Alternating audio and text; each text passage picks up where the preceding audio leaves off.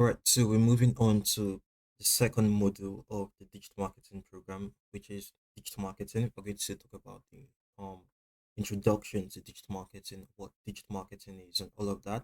And so primarily, a lot of people confuse digital marketing as something that is very, very, very complicated. But I promise you, I'm going to make it very simple to you, or very simple for you, and promise you're going to be able to understand it. Just a little backstory to me. I personally have been in digital markets for about 3 to 4 years now, and I've worked with different. I've worked in like different parts around the world, including North America, Europe, Asia, and Africa.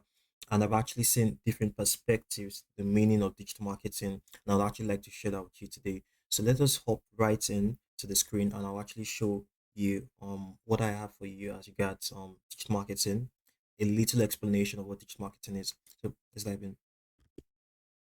So basically, digital marketing is this. It is not complicated. It is not more than this. It is just this. So digital marketing um first starts with defining a target audience. So I tell people, I'm just going to drag this here. Yeah, defining a target audience. I tell people before you actually do anything, before you actually do any digital marketing, any market research, any whatsoever when it comes to digital marketing, you need to understand the kind of markets or the kind of target audience you're trying to break into, the kind of target audience you're trying to get to or try to reach or try to advertise to or market to, or whatever word you're thinking. So it's very important you actually understand who your target audience is so you can actually be able to understand how to market to them. So we're going to continue. So first of all, you define your target audience. And for instance, let us pick an example.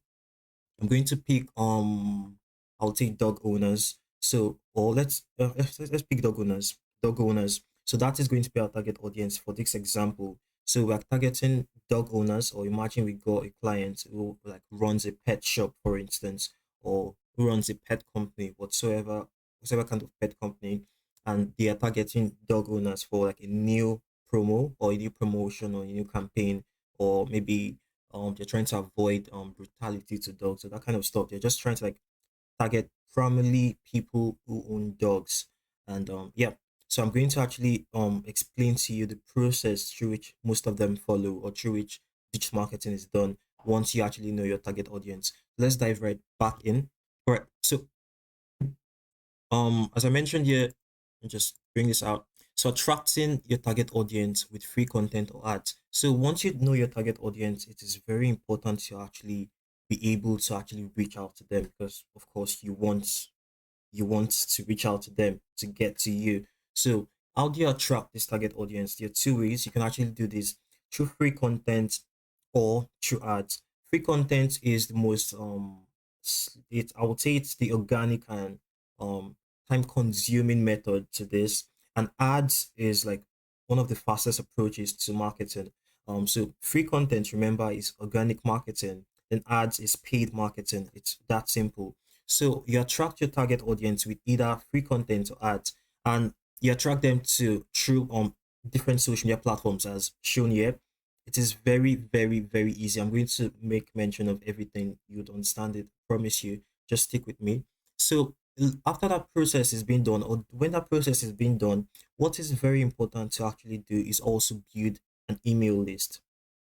What is also important to do is build an email list. I actually tell a lot of people building an email list is very essential to your company, because um you don't own Instagram, you don't own Facebook, you don't own whatever social media platform you are actually thinking you're raising you're raising tons of thousands of people on.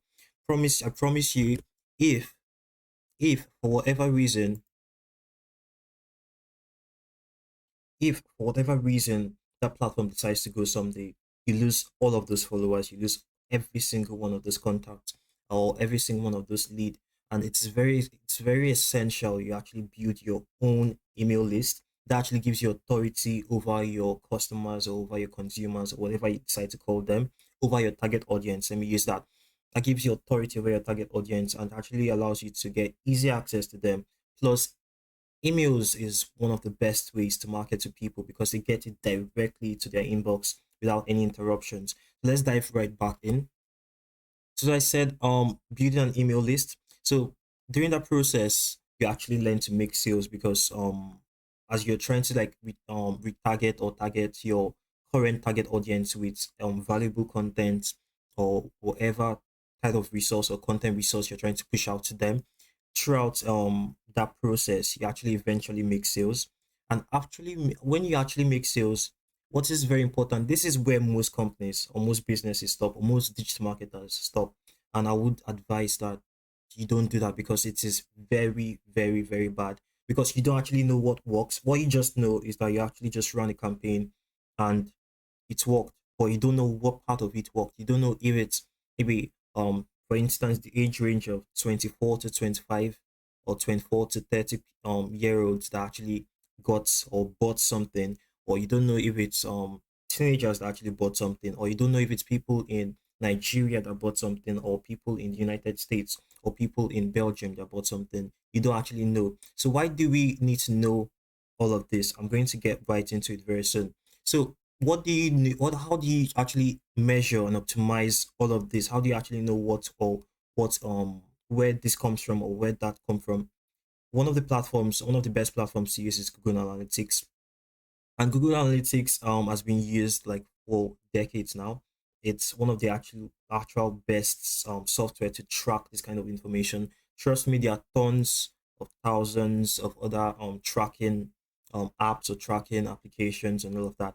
But I think Google Analytics is still the best, even though it might seem a bit complicated. I personally don't like the new updates for the Google Analytics. I also use like other substitutes for measuring and optimizing my performance so far. So after you measure and optimize your performance, you go back into the same process. It's a repetitive loop. You go back into the same process of attracting your target audience with free content or ads. So it's just like an evergreen flow of a process. It's like your process flow basically on how you actually attract more target audience, because your overall goal is trying to reach out to a new set of target audience. It is very important to actually learn how to do that because there are different kinds of people in the world.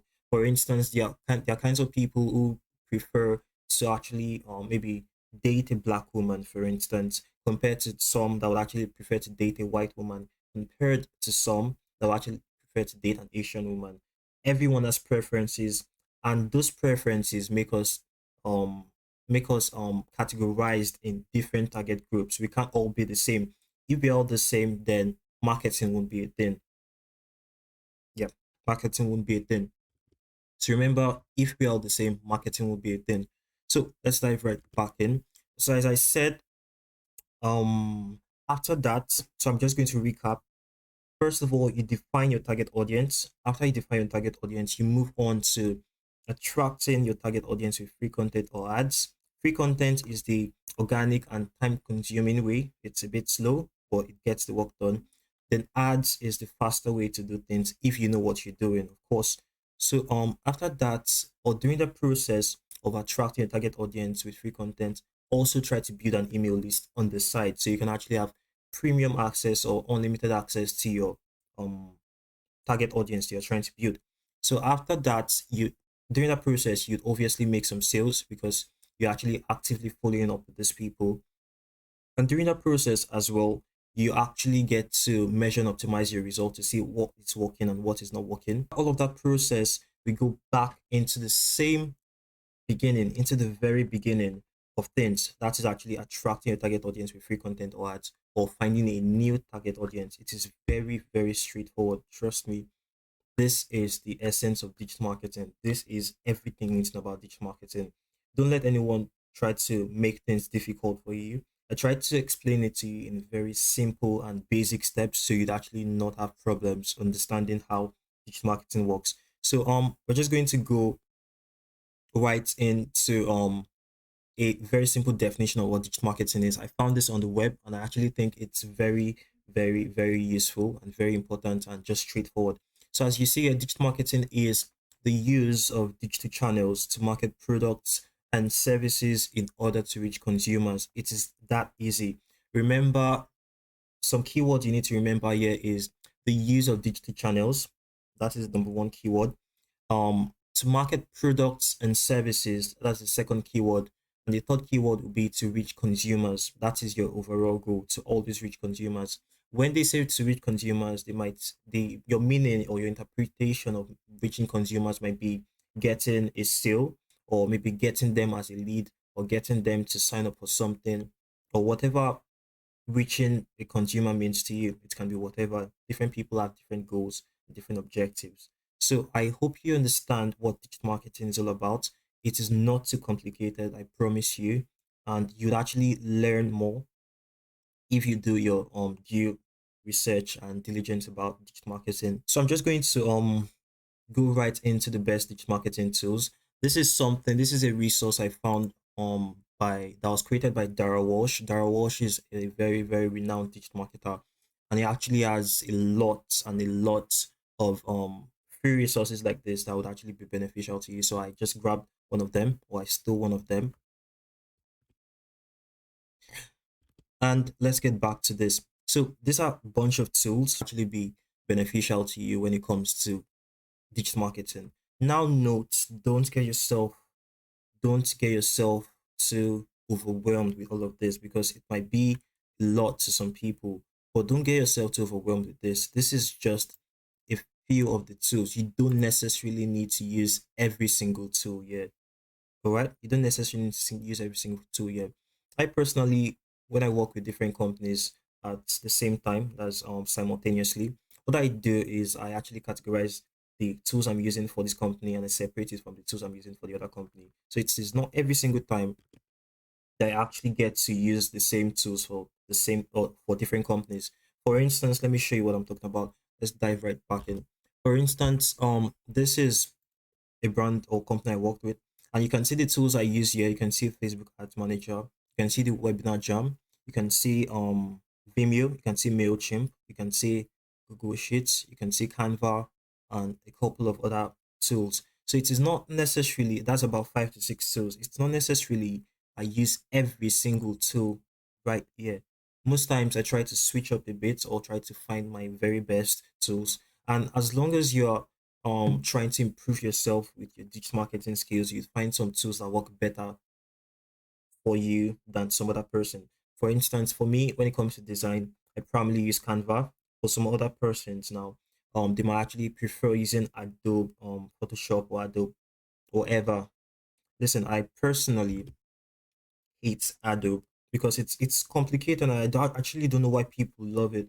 But I use Canva for designs, like primarily Canva for designs, and that is my preference. So as you get to grow with your digital marketing knowledge and with your digital marketing journey, or your digital marketing journey, you actually get to know what tools work best for you personally. So let's dive right back in. So you'd see a couple of tools everywhere. You'd see keyword everywhere, Google Form, Google Trends, a couple. So what I want you to do is actually go through this list and actually play with it a bit. See this. You can create accounts. See on this website, of course, the website. You can just click on it. It will take you directly to the website. See what tool you're actually liking, and see your preferences. Basically, the descriptions are also here as well, and you would see most. It's a different. It's like a mixture between paid and free tools. So you actually select which one actually works best for you. So I'm just going to show you a couple of the tools I use primarily, and I'm actually going to, during the course of this course, that was a pun. During the course of this course, I'm going to actually show you some digital marketing tools I used in different aspects of digital marketing. So I'm not just going to teach you everything right here, or right in this module. This module is just to understand what digital marketing is and the concept behind it. So in the next modules, I'll teach you how to use most of these tools in different aspects. So something I would like to show you, which is very, very important, is this. This is a tool that blows my mind, absolutely blows my mind, and I'm going to tell you why. This tool is called SimilarWeb. SimilarWeb is one of the best tools for competitor research, or competitor analysis. And what does that mean? Competitor analysis might sound like a strange word to you, but what does that mean? This basically means trying to analyze yourself in the midst of your competitors. So, for instance, congratulations, you've gotten a job, or you've gotten a role, or you've gotten a gig for your digital marketing, and you're working with a company now and you're trying to, this is one of the first things you do. You try to compare that company you're working with its competitors. So for instance, I'm going to give you an example. Let's, you know what, let's just dive in. I'm going to give an example so you understand better. So for instance, let's use a website that is very popular. Let's use I'm going to use something really common. So I'm going to use a betting website. I personally don't bet, and but I'll just try to like think of random betting sites to actually just make use of examples for this particular video. So I'm going to use I think Bet Niger is really popular in Nigeria. So I'm just going to open that up. So we're going to check the analysis of Bet Niger and try to compare it with a competitor. Yep. So you would see here that Bet Niger, there is a lot of info about Bet Niger, a little description. I'm going to walk you through everything what you need to understand. So this is just a description. You can see the annual revenue. That's around $500 million to $1 billion. That's pretty cool. So um let's continue. So you can actually also connect this website to Google Analytics and actually check like Bet Niger's website and like deep, deep, deep, deep insights. So that is why this tool amazes me. It blows my mind. I don't know why it is actually there. I think this is the tool that most like big companies use, and it's not meant to actually be available to everyone, to be honest. But let's continue. Global rank is the rank compared to the rest of the world, like where they stand to compared to the rest of the world. Country rank, you can see this. Category rank according to your category, which is gambling.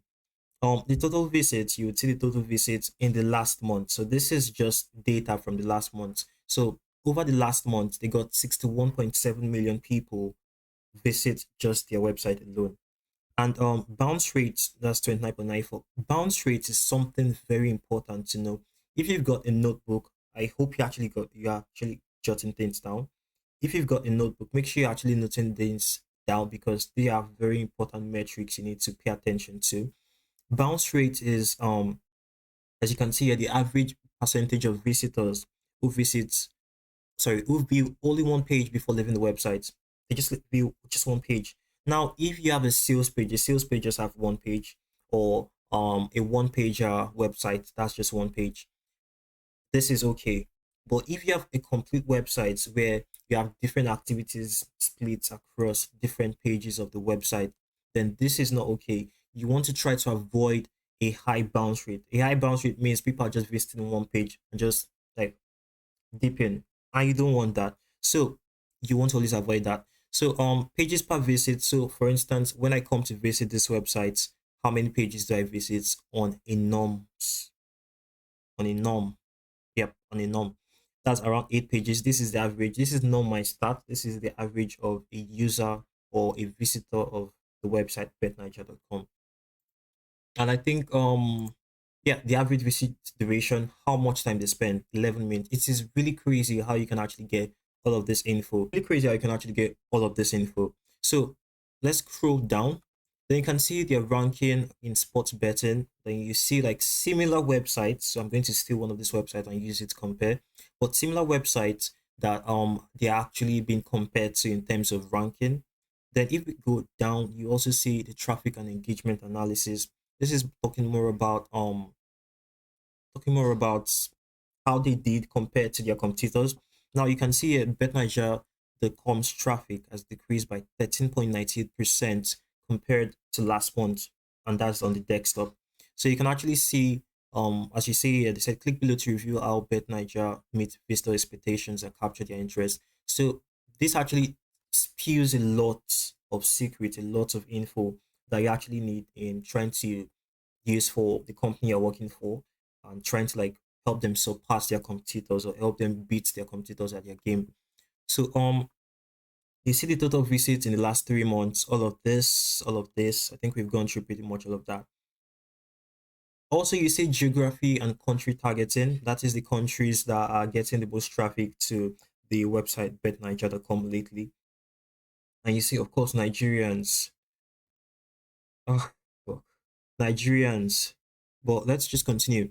So Nigerians are about 96.13%, United States 2.73%, United Kingdom 0.37%, Canada 0.28%, Germany 0.14%, and other countries. I don't think that's important right now. You also see um audience demographics data. Audience demographics means age, gender, that's all. Gender and age. Gender and age. Just to gender, gender and age. It's very simple. And every time you hear audience demographic, it just talks about the gender and age of the audience. It's very simple. So you see gender distributions here. So they are basically saying it here that BetNiger.com's audience is 81.85% male and 18.15% female. It's that simple. And the largest age group of visitors are 25 to 34 years old. So, for instance, why this is very important, a lot of people don't realize this. This is very important in the sense that you can actually use this for Facebook ads. I'm going to explain shortly what I mean by that. For instance, if you're running a Facebook ad and you actually plan on targeting like the best and the best sort of data to actually get the best results and like the best results, what you do is get a similar data of yours or similar data. When I say data, I'm talking about this similar data of yours and actually put it there in the targeting options. If you're confused, don't be confused. I'm going to run you through every single thing you need to know about digital marketing. So it's not going to be a complicated thing once you're done with this program. I promise you that. So just take your time. I'm going to make this very easy for you and very simple for you. I promise you that. So let's just go. You'd also see the audience interests. You'd see like what they're actually interested in. So BetNiger's audience interest lies in football, news, the Premier League, I think, soccer, live, sports betting, programming, and because most of it I think is tech bros. If you're in Nigeria, tech bros actually pretty much visit this website.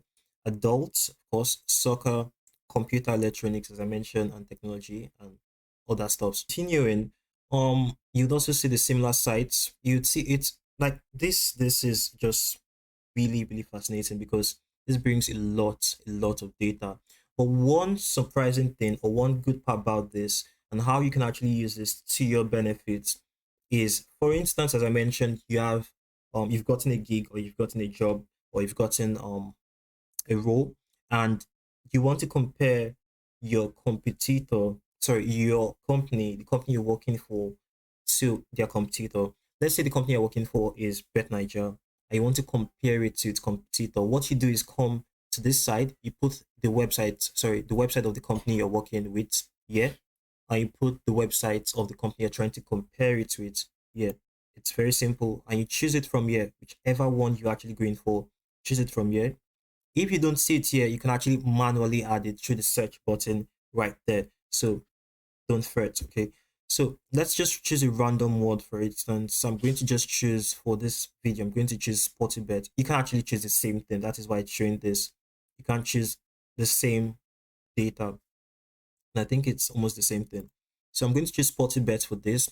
And what I'm trying to do is compare BetNiger with Sportybet to see which one is actually better or which one performs better in terms of um marketing or competitor analysis or competitor ranking.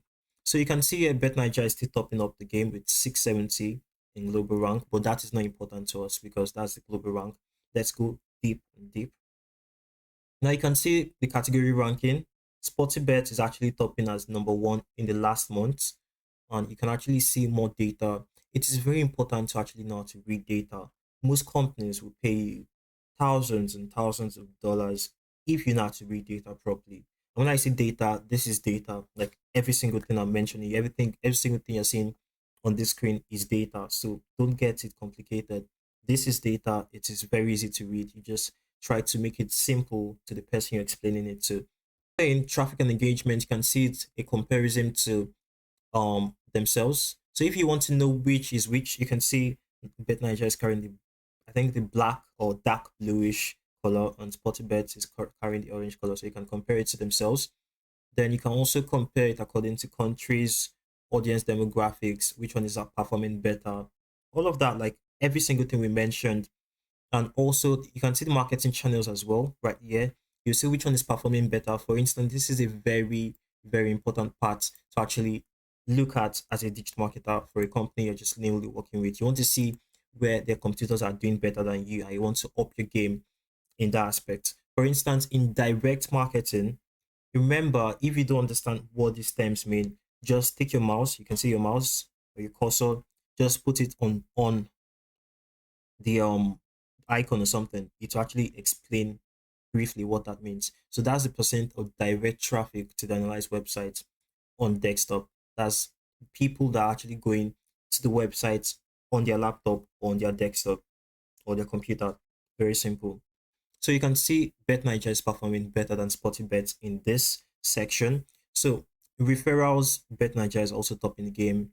But organic search means people that are going to their browser and going to their browser like this and typing in BetNiger or typing in, okay, SportyBet. That is what organic search means. Organic search means when someone goes to their website or goes to their browser and types in a particular keyword. A keyword in this term is SportyBet or whatever keyword you're trying to search for. So organic search, you can see more people are searching for SportyBet compared to BetNiger. Then same paid search, they're doing better and all of that. So that is very, very simple data to understand. Try to wrap this up. So as I mentioned, it is very, very, very easy. You can see a lot and lot of info on this. The best part about this is because I'm not logged in now, I can't download this. The best part about this is that you can download this entire report as a PDF. So if you're lazy, yes, I'm talking to you. If you're lazy, I don't want to do the work. What you can just do is just download this entire page as a PDF and it just like gets the reports for you. So but don't be lazy because you don't have to be lazy as a digital marketer. Let's dive right back in. So that is that on SimilarWeb. It is very, very, very good. It is one of the best tools I've used so far in my digital marketing career, and I recommend you actually use it as well. So you can actually test out different websites, and it will actually analyze any website for you as long as it's registered on the website. We're going to actually move on to something different. Another tool I recently came across. AI is changing the game with so much, and I'm going to show you. I'm going to show you in particular a tool I recently discovered that is actually just mind blowing when it comes to Twitter. This tool actually helps with Twitter automation in the sense that you can actually auto reply to DMs, you can auto comment, you can actually schedule posts in advance. You can actually before on Twitter you could actually use a platform called TweetDeck. This was initially provided by Twitter, but now it's having some issues. So there are alternatives being produced every day. And with the new trend of the AI and ChatGPT and all of that, you can see people are just pushing out new softwares. I'm going to introduce you to this software. It's called TweetHunter.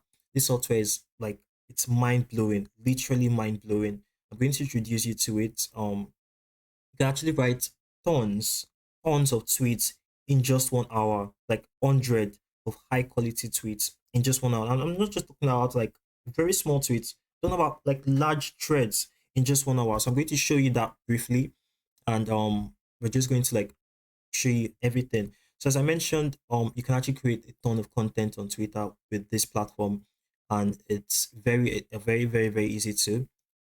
You'd actually even need to type the content you want to create. Most times AI actually just generates content, but I recommend to people don't just copy it as it is. Try to build on it. Let what the AI generated for you, let it be like the foundation of what to like build on. So let's dive in, watch this what this website does and its marvelous wonders. Yep.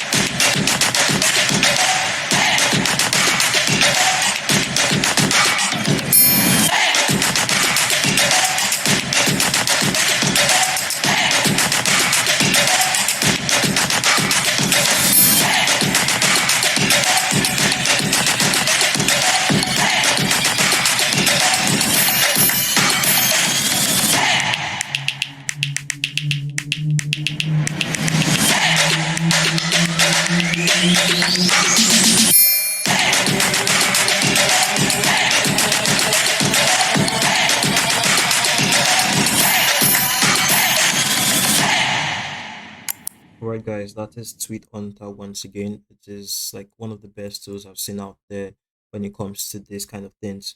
You guys should try to check it out, and actually see if this is something you'd be interested in.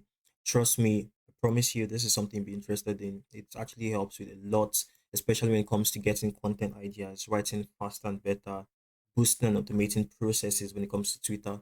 But I'm not going to go deep into this for now because we're not on Twitter marketing. Once we get to the module of Twitter marketing, I'll make more mention of this and how this can actually be beneficial to you. Actually going to move on to a different platform that I actually mentioned earlier on. This is Canva. Canva is one of the best design tools out there for someone like you, for a beginner like you, like me, because I'm also a beginner when it comes to design. And I've actually used Canva for about 3 years now in building different kinds of design. I actually started from scratch, and like there was no tutor or no person teaching me how to use Canva. I just started creating. My designs were horrible. Like when I tell you horrible, it was completely horrible. Like I can't let me even see if I can actually find any of them. It was completely horrible, but I try to build on it, and I try to like get better with time. And obviously with time you get better, you are able to actually create more and more like better visuals basically. I'm going to show you what I mean when I say it's what's very horrible. You would see this was I, I don't know what this is, and you would see like different tools. So I started getting better, yeah, as you can see, I started getting better, yeah, creating some basic designs. Then I started like trying to top up my game, and you would say I started getting better with creating my actual like. I'm going to open this in a different tab for you to see as well. So this was the foundation. So everything I tell you, I actually show you proof, so you can actually see my story and how I actually started building stuff. This was around maybe 2019, 2020 thereabout, and now this is the current, like the current. This is how it is now. Like you would say, it's really top notch. It's not the best, but it's getting better, getting a lot better. And if you actually check my Instagram profile, you would see content pieces I've already created with Canva. Most of it primarily with Canva, nothing else. I'm just going to show you. Also, if you want to follow, this is the account to follow.